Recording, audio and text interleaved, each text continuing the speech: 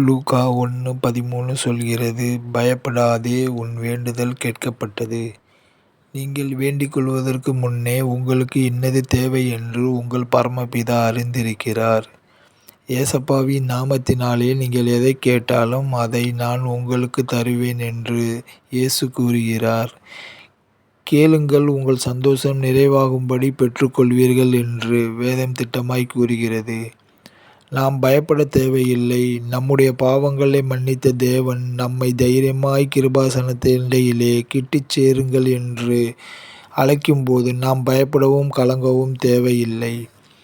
தானியேல் ஜெபம் பண்ணும் போதே தேவனிடத்திலிருந்து பதில் வெளியிடப்பட்டது. அதுபோல நம்முடைய ஜெபத்திலும் தேவன் பதிலளிக்க வல்லவராயிருக்கிறார். ஊக்கமான ஜெபம் மிகுந்த பலனை தரும் என்று வாசிக்கிறோம் வேதத்தில். அதன் அடிப்படையிலே நாம் தேவனிடத்தில் உண்மையும் உத்தமமாய் கேட்கும்போது தேவன் அதை நமக்கு செய்ய வல்லவராயிருக்கிறார். அவரே நமக்கு நம்முடைய விண்ணப்பத்திற்கு பதிலாயிருக்கிறார். தேவனுக்கே மகிமை உண்டாவதாக. ஆமேன்.